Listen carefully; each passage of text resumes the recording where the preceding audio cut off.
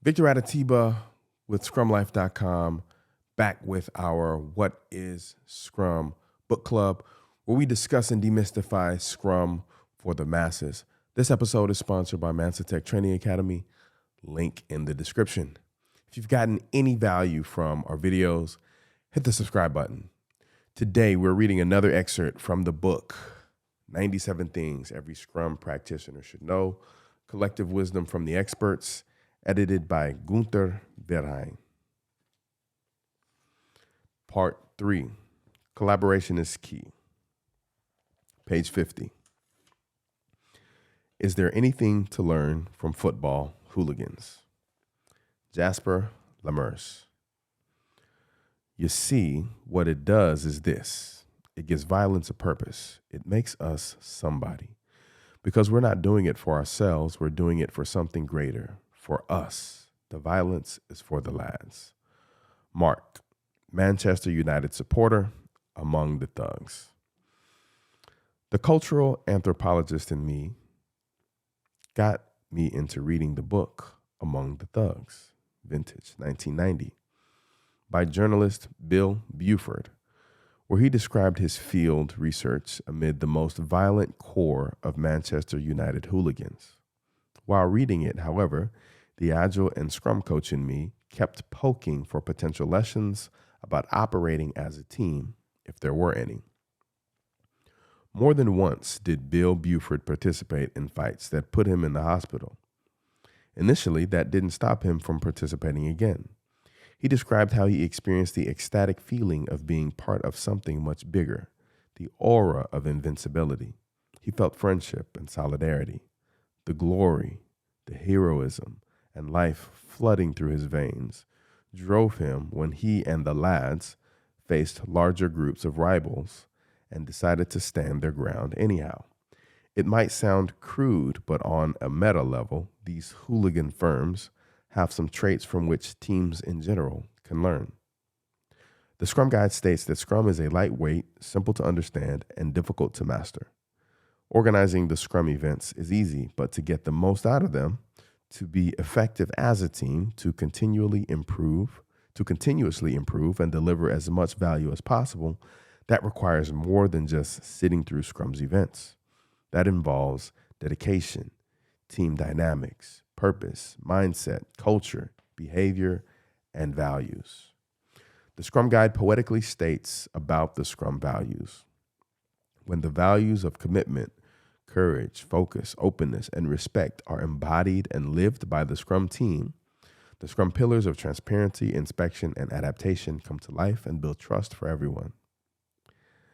In Artyom Vorobey's 2018 documentary, Football Beasts, an inside look at Europe's football hooligan subculture, a leading Stuttgart hooligan says, "What's so great about it is the team spirit, when you know you can rely on the man to your left or right. In other words, running away might get your mates in serious trouble.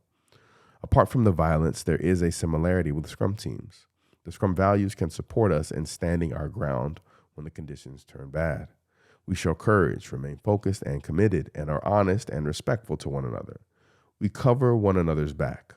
As Scrum teams, we obviously serve a very different purpose than hooligan firms.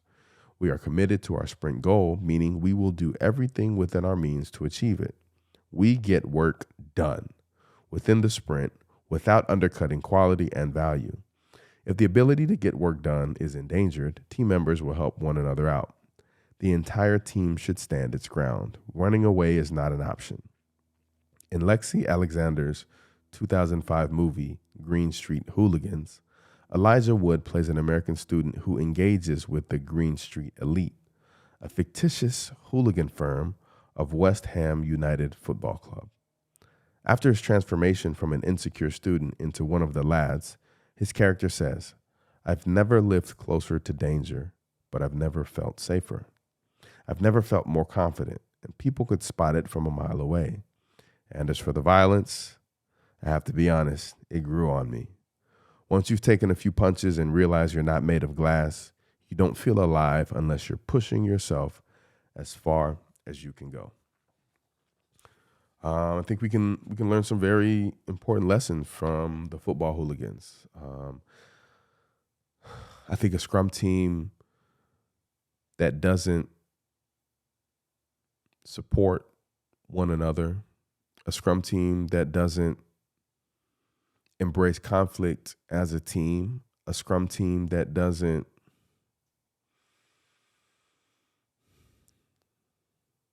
look out for one another is a team that's going to struggle to continue to grow and move into a high level of maturity. Oftentimes, the best scrum teams I have had the opportunity to support are teams that understand that there is no I in team. Teams that understand that the whole is greater than the sum of its parts are the teams that truly work together to accomplish something great. The teams that I've seen where you've got individual contributors that want to remain individual contributors, don't want to collaborate, don't want to teach, don't want to learn, don't want to pair, don't want to swarm, don't want to mob on issues, don't want to commit as a team, but would rather only commit and be responsible for the work that they're personally going to do. Those are the teams that are rife for disagreements, that are going to struggle, that are often going to feel like an internal war is happening.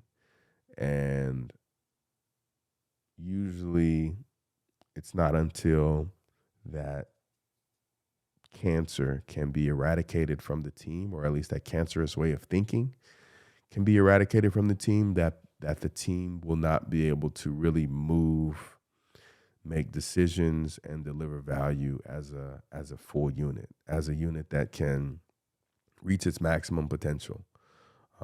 Because I think that the teams where the individuals have a vested interest in the success of the entire team, those teams manage to push harder, pull further, and accomplish the most, and also are the quickest to adapt and to change because the entire team is holding the entire team accountable. It's not an individual, it's not an external force that is attempting to hold the team accountable. It's the people within the team who hold themselves accountable. And those are the best teams to be a member of. I think the sooner teams and organizations can understand that and understand that it's not just about these events that we attend. It's not just about these artifacts that we create and use. It's not just about, the roles that are a part of Scrum. There's so much more of the intangibles that can't be seen and you